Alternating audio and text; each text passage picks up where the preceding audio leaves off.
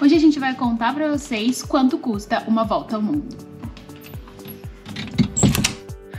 Pra quem não conhece a gente, nós somos a Carol e o Matheus e nesse canal a gente fala sobre as nossas viagens.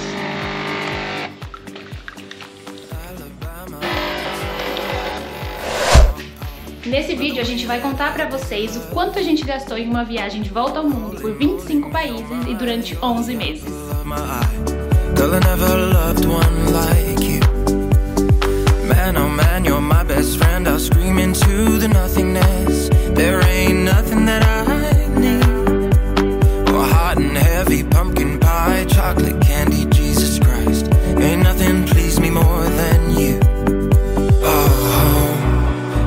Come home, home is wherever I'm with you. Oh, home, let me come. Bom, gente, é importante comentar que a gente fez essa volta ao mundo de dezembro de 2022 até novembro de 2023. Foi mais ou menos quando a gente chegou na Austrália, a gente viajou um tempinho pela Austrália também, e aí a gente encerrou a nossa volta ao mundo por ali. Continuamos na Austrália, estamos aqui ainda, mas isso é outro contexto, por outro motivo, então por isso que a gente está só considerando até novembro de 2023, beleza? E aí a única coisa que falta nessa conta é a passagem da Austrália para o Brasil, porque a gente ainda não foi, então não tem como colocar isso nessa conta, mas só para dar um contexto aí. Lembrando aqui que a pergunta sobre quanto custa uma viagem de volta ao mundo, ela não tem uma resposta exata e 100% correta. O que a gente vai falar é o que a gente gastou. Você pode gastar muito menos, ou se você tiver muito dinheiro, você pode gastar muito mais. O céu é o limite. Então vamos ao que interessa, vamos falar dos valores e para facilitar a gente vai dividir em tópicos. Falando sobre planejamento. Não teve planejamento, gente. Bom, tudo começou com uma ideia da Carol e ela trouxe pra mim, eu topei na hora, mas de quando a gente resolveu até a gente começar a viagem foram 2 meses, então basicamente não olhamos quase nada. O que a gente sabia era lugares que que a gente queria conhecer, então a gente listou mais ou menos ali, mas a gente não fez um roteiro muito bem definido. A gente sabia por onde começar e isso era tudo. Bom, sobre grana, né? Cada um tinha tipo um carro e a gente morava separados, né? Cada um morava num apartamento, a Carol morava sozinha, eu morava com amigos. Então basicamente a gente vendeu todas as nossas coisas, vendemos nossos carros e falamos, cara, a gente tem isso aqui, bora começar a viagem. E começamos e fomos gastando e adaptando todos os gastos ao longo desse tempo. Aqui vale muito ressaltar a posição de privilégio que a gente teve, de poder fazer isso sem necessariamente ter muito planejamento. Essa não é a realidade da maioria das pessoas do Brasil, então a gente tem plena consciência disso. O que acontece é que se você não tem essa condição, você vai ter que ter um pouco mais de paciência para planejar e juntar mais uma grana para começar esse sonho. E aí o que a gente quer mesmo falar pra vocês é que assim, a gente costuma pensar que uma viagem, um mochilão, uma viagem de volta ao mundo, uma viagem pela América do Sul, seja lá qual for, uma viagem pelo Brasil de mochilão, é coisa de herdeiro e milionário. E não é, realmente não é. Você só precisa adequar o seu plano de viagem à sua realidade, mas é possível, existem várias formas de economizar numa viagem, existem várias formas de fazer um mochilão, então a gente vai mostrar aqui pra vocês a nossa, mas vai dar também várias dicas sobre como economizar, como otimizar a sua viagem. Tô começando pelos gastos, pessoal. Tudo que a gente vai falar aqui tá considerando os dois, né? Viajamos com um casal, então os valores são brutos aqui pros dois. Começando pelos voos. A gente gastou R$ 33.312 em voos. E aqui, considerando realmente voos, tá, pessoal? A gente usou basicamente para mudar de país, para trocar de continente e teve alguns transportes que a gente usou entre países, cruzando fronteira de ônibus, trem e coisas assim, que não tá entrando nessa categoria. Tem uma categoria mais adiante ali que a gente vai falar especificamente sobre isso. E aí, falando sobre os voos, é muito importante que você tenha uma noção muito boa sobre que tipo de mala que você quer levar, né? Fazer uma mala leve, com menos coisas, o tamanho dela vai impactar bastante se você vai usar um avião para se transportar ou andar de ônibus dentro de alguns países também.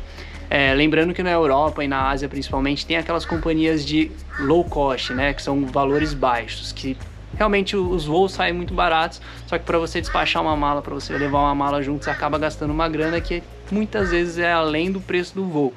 Então, leva isso em conta. Na Europa, a maioria das companhias low cost, elas consideram aí 10 quilos para você levar junto com você. E na Ásia é um pouquinho pior. Na Ásia o máximo geralmente é de 7 quilos, então isso acaba impactando bastante. Então, leva isso em conta quando você estiver aí planejando sobre se eu vou pegar um voo ou se eu vou de ônibus, vou de trem. Isso é muito importante. E agora vamos para a categoria com o segundo maior gasto que a gente teve na viagem. E ela é restaurantes. O valor que a gente gastou em restaurante ficou em R$ 30.126. O que está incluso aqui? A gente colocou nessa categoria tudo que a gente comeu na rua. Não necessariamente só os lugares que a gente chegou, sentou, pediu ali como um restaurante mesmo, definição. Mas também as barraquinhas de rua, quando a gente bebeu uma cerveja, bebeu uma água na rua. Então tudo isso a gente colocou como restaurante. Aqui não tem nada que a gente comprou no mercado para cozinhar em casa, que foi uma coisa que a gente fez bastante, mas isso está numa outra categoria. E aí aqui uma observação, a gente fez um cruzeiro de 10 dias pelo Caribe, e aí pra esse valor, que a gente pagou mais ou menos R$10.000 os dois juntos, a gente pegou metade e colocou em acomodação e metade em restaurante. Então aqui nesse valor tem esses 5 mil que a gente considerou desses dias do cruzeiro. E agora dicas sobre como economizar com restaurantes. Restaurantes locais são sempre mais baratos do que os restaurantes internacionais. E como que eu sei que o restaurante local é bom? Olha se tem fila. Se tiver fila, ele, assim, 90% que ele vai ser bom. Porque se tem fila é porque é bom. Outra coisa, quando você conseguir uma hospedagem que te permite cozinhar, vá por isso. Porque em 99% dos casos, cozinhar em casa é mais barato do que comer em restaurante. E uma dica tradicional do viajante é que um bom café da manhã reforçado e um pouquinho mais tarde ali te dá o quê? A possibilidade de um almojanta. Você vai almoçar lá pelas 4, 5 da tarde e aí você corta uma refeição. Então também é uma forma de economizar. Mas ó, gente, cuidado com a saúde. Vai se alimentar direito, porque a vida do viajante uma hora ela cobra. Sua saúde pode ir, ó, ladeira abaixo. Bom, e vamos aqui para o nosso terceiro maior gasto, que foi a acomodação. A gente gastou R$ 27.077 ao todo nessa viagem. Mas a gente sabe que a acomodação geralmente numa viagem ele é o maior gasto, né? Ele acaba até excedendo comida, os voos em várias situações. Mas o que aconteceu com a gente é que a gente teve um fator bem importante aí que a gente economizou, sei lá, por mais de 6 meses a gente não pagou acomodação. Mas a gente já explica um pouquinho mais sobre isso. Aqui a gente está envolvendo tudo que foi acomodação paga, tá, gente? Então, hotéis, hostels, Airbnb, qualquer tipo de acomodação que a gente realmente teve que pagar alguma coisa. Até acampamento tem aqui, tá? E aí, também tem um outro ponto aqui, que é o que a Carol comentou do cruzeiro. A gente fez aquele cruzeiro que a gente gastou R$10.000 e aí a gente jogou 5 mil para refeições, né, restaurantes, e 5 mil também para acomodação. Então, dentro desses 27 mil aqui, tem 5 mil do cruzeiro. E aqui, gente, é uma das formas onde você encontra mais possibilidades de economizar, tá? Então, qual que é a melhor forma? Qual que é a melhor plataforma? Onde que acham os melhores preços? Eu indico que você pesquise sempre em todas as plataformas possíveis. Então, a gente usou muito Booking.com, Hotels.com, Agoda. Tem também o Hostel World, muito focado em hostel. E é sempre importante olhar para todos eles, gente. O que eu indico fazer é, se você entrou numa plataforma, curtiu um hotel, falou, vamos ver o preço dele, pesquisa o nome dele no Google e geralmente ele lista ali do lado em quais plataformas ele tá e o preço em cada uma dessas plataformas. Então isso é uma forma legal também de achar um valor legal pro teu hotel.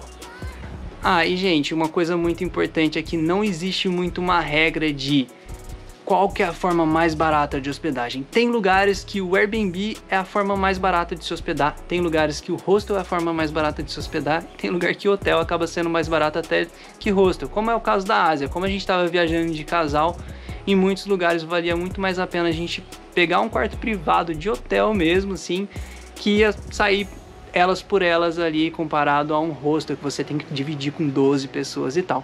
Mas na Europa, por exemplo, é muito mais barato você ficar num hostel, né, dividir ali dormitórios com outras pessoas do que pegar um hotel que sai bem mais caro. E aí, gente, a cereja do bolo são as formas não convencionais de acomodação. Isso é o que a gente usou para economizar na maioria da nossa viagem, né, do tempo. Então, o que é isso?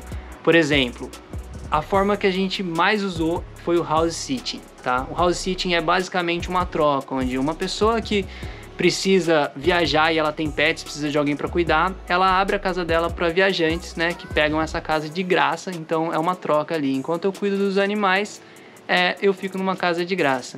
Que é inclusive o que a gente tá fazendo agora. Olha só, esse é o Coco, ele é muito fofura. E a gente tá cuidando dele aqui na Austrália. Basicamente a gente tá na Austrália já há um tempinho fazendo isso, mas a gente fez isso no mundo todo. A gente já falou bastante sobre isso aqui no YouTube e também no Instagram. Tem vídeos sobre isso, então se você quer saber mais, dá uma olhadinha lá que vale muito a pena. E basicamente, gente, em 11 meses de viagem, a gente economizou aí uns 70 mil em hospedagem.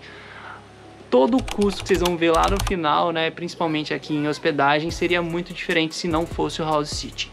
E aí uma outra forma de você economizar bastante numa viagem para pegar acomodação são o que a gente chama de voluntários ou permuta, né? As permutas e voluntários são basicamente você disponibiliza o teu tempo ou alguma habilidade que você tem em troca de acomodação pro lugar que você está beneficiando. Podem ser projetos sociais, então tem muito projeto voluntário mesmo, na essência social, que é muito bacana, que você pode participar, mas também você pode trabalhar em hostel como recepcionista, limpando, servindo café da manhã. Você pode trabalhar em projetos de reflorestamento, por exemplo, pode trabalhar em fazendas e lugares muito interessantes que geralmente estão preparados aí para receber viajantes. Então, além de você conhecer um pessoal local, você tem a oportunidade de se conectar com outros viajantes também e não pagar nada para acomodação, que é a parte mais importante. Uma das plataformas que a gente recomenda, apesar de nunca ter usado, é o Worldpackers. A gente conhece muitos viajantes que usam e gostam bastante. E a gente até tem um cupom de desconto aqui de $10 na assinatura anual, que é uma assinatura bem baratinha, mas os $10 já fazem diferença e é super bacana. E o nosso quarto maior gasto nessa viagem foi em mercado. A gente gastou durante toda a viagem R$15.600 de mercado. A gente ficou por um período bem grande, graças ao House Sitting, em casas, então a gente tinha acesso à cozinha, uma cozinha completa pra gente fazer nossa comida. Então isso é muito bom, porque em 99% dos casos é mais barato comer em casa, cozinhar, do que ir pra rua comer. Exceto alguns países aí como Ásia, como Tailândia, né, alguns países da Ásia, onde é mais barato comer na rua. Inclusive na Tailândia, vários Airbnbs não tem cozinha, várias casas não tem cozinha, porque a população já é acostumada a comer na rua. E aí algumas dicas para economizar também com o mercado assim como no Brasil, tem sempre o mercado mais caro e o mercado mais barato. Dá uma olhadinha na internet em qual que é o mercado mais barato daquela região e vai lá fazer suas compras. Vai passear? Vai passar o dia inteiro na rua? Já faça o seu lanchinho, já prepare o seu lanchinho na sua casa, né, na sua cozinha, e leve pra rua, que você também economiza de gastar dinheiro com um restaurante.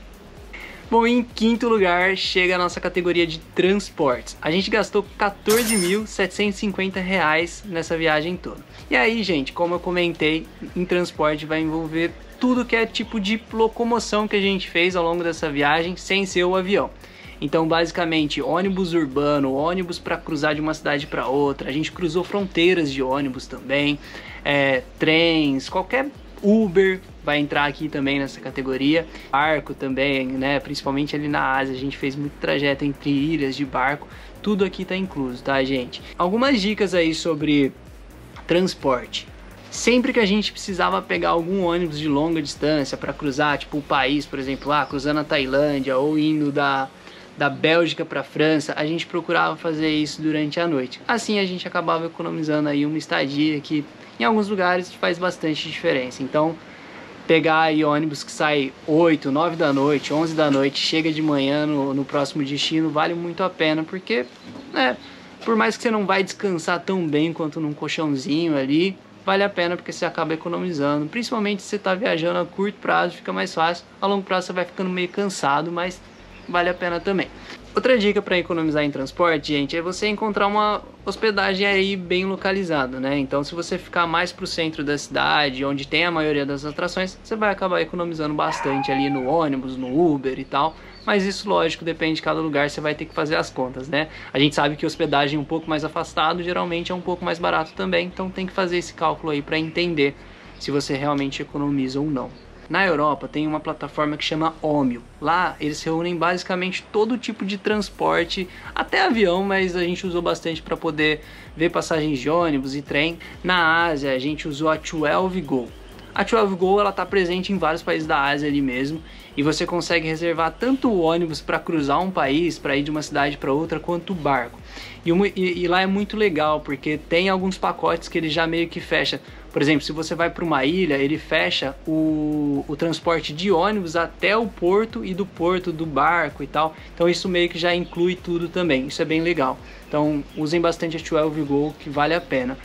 E acho que na Ásia uma coisa bem legal também que funciona é o próprio contato ali no hotel. Geralmente todos os hotéis funcionam como uma agência de viagens. Então se você chegar no teu primeiro hotel e falar, viu, daqui 5 dias eu preciso ir para tal ilha e tal, geralmente eles conseguem arranjar esse transporte para você e fica um pouquinho mais barato do que comprar pelo site da 12Go também. Então vale a pena explorar um pouquinho dessas opções também. Em sexto lugar vieram os passeios, e a gente pagou R$13.680. A gente está considerando aqui tudo que foi atração paga que a gente fez. Então, os parques da Patagônia na Argentina, o Salar de Uyuni na Bolívia, os cenotes do México, subir no arranha-céu em Nova York, andar de balão na Capadócia. Esse foi super caro, mas era uma coisa que a gente já queria fazer mesmo, desde o começo. Os mergulhos na Tailândia, os passeios de barco na Ásia no geral, um loop de moto que a gente fez pelo Vietnã de 3 dias. Então, tudo que a gente pagou. E aí a gente tem algumas dicas, obviamente, para passeios também. A possibilidade de passeios numa viagem dessa, ela é infinita. Assim, realmente não tem fim. Quanto mais você pesquisa, mais passeio tem pra você fazer. Então você precisa já definir as suas prioridades. O que você não quer de jeito nenhum deixar de fazer. O que tudo bem deixar pra lá, sabe? A gente teve que abrir mão de muita coisa. A gente, por exemplo, não subiu na Torre Eiffel, não entrou no Coliseu, a gente não entrou no Louvre. Várias coisas a gente deixou de fazer. Então, pra poder fazer outras que pra gente era bem importante.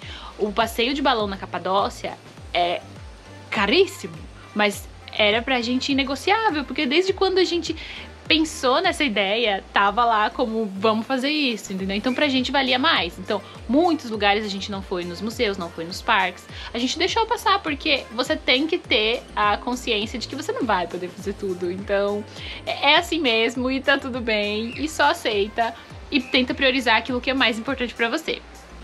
Outra dica bacana é que a maioria das atrações, algumas, né? Museu sempre tem essa regra. Um dia na semana ou um dia no mês específico, ele é gratuito. Então, assim, na Europa tem museu que é $20 a entrada, e $20 já faz bastante diferença no bolso do viajante. Então, dá sempre uma olhada antes de você ir para o lugar que você tá, o próximo destino, já dá uma olhada o que tem ali de possibilidade para você tentar encaixar o dia que é ou mais barato ou de graça no período que você vai estar nesse lugar. E aí, sobre como fechar os passeios, né? Acho que todo mundo meio que conhece o Get Your Guide. É um site internacional que tem todo o passeio que você quiser fazer, tem lá. Ele é seguro, né? Ele costuma ser bastante seguro, mas tem ali o outro lado, que ele é sempre mais caro. Ele é sempre mais caro. Então, assim, quando você chegar no seu destino, você vai ver que fechando com agências locais é sempre mais barato que o Get Your Guide. Em vários destinos que hoje são muito procurados por brasileiros, tem agências brasileiras lá tratando de todos os passeios. Por exemplo, a gente, quando eu tava na Tailândia, fez vários passeios com a Tailandiano, que é uma agência que a gente super indica. Eles são sensacionais, atendimento em português, tem passeios que são só em português. E então, assim, dá uma olhada nas agências locais que você normalmente vai conseguir um preço mais barato que o Get Your Guide. Bom, gente, em sétimo lugar entrou o Seguro Viagem. A gente gastou aí R$4.950, que basicamente aí foram $90 por mês os dois, $45 cada um. A gente usou a Safety Wing. A Safety Wing é uma seguradora para nômades digitais, geralmente, então ela vale aí para qualquer país do mundo e a gente vai contratando por mês. Eu não preciso contratar exatamente pelo período específico da minha viagem. Então, quando a gente resolveu sair lá, a gente não contratou pelos 11 meses que a gente ia ficar viajando. A gente ia renovando mensalmente, e se caso a minha viagem fosse terminar no meio de certo mês, eu poderia simplesmente entrar no aplicativo lá e cancelar no meio do mês. E aí, galera, esse valor ele fica realmente alto para viagem, mas é um gasto que eu acho que ele é super importante, né? O seguro viagem ele vai te salvar em muitas situações. A gente, graças a Deus, não precisou usar, então isso é muito bom, mas mesmo isso não significa que a gente não vai indicar. Então a gente já viu muito relato de viajante que teve problema aí de, principalmente na Ásia, com comida, ou você vai se aventurar e andar de moto, você acaba se machucando. Tem muitas situações que podem acontecer e você precisar de um hospital e a conta sai bem cara. Eu acho que muita gente que acompanha viagens já viu aí relatos de pessoas que precisaram usar o hospital sem o seguro viagem e a conta saiu muito cara. Contas que chegam aí a 500 mil reais e casos muito específicos, principalmente nos Estados Unidos. Então, fiquem de olho nisso. Se você for realmente sair para viajar, contrate um seguro viagem. A gente vai deixar aqui o link do que a gente usou, que é a Safety Wing, só como referência, porque ele realmente parece ser muito bom.